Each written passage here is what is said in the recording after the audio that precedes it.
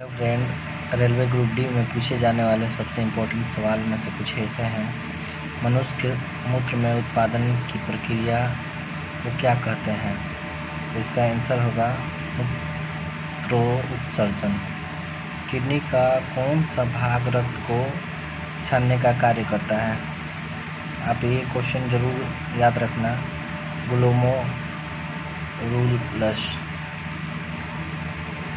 Urea का निर्माण शरीर के किस अंग में होता है?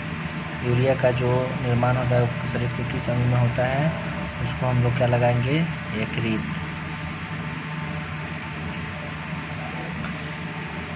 मानव उत्सर्जन तंत्र में कौन सा मूत्र को मूत्राशय तक ले जाता है?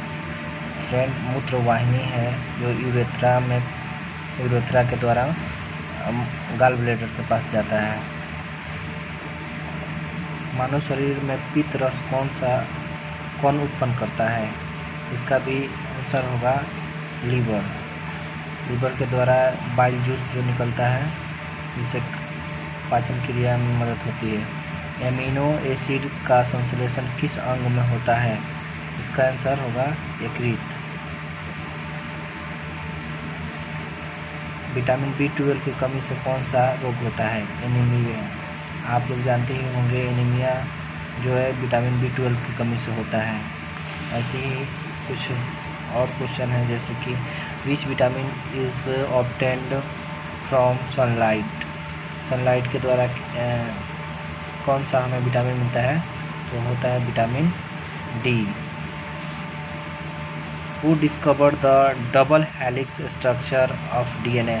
DNA में जो द्विखंडी जो ऐसा होता है संरचना, उसको कौन डिस्कवर किया था? तो उसका होगा Watson and Crick. What cause colour blindness in human. मानव में कलर ब्लाइंडनेस रतौंधी किसके कमी से होता है? तो वो होता है X chromosome defect.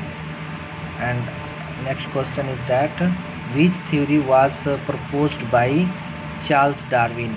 Charles Darwin के द्वारा कौन सा थ्योरी जो है लाया गया था? उसका आंसर होगा नेचुरल सिलेक्शन। फिर कह रहा है what is the pH value of human blood.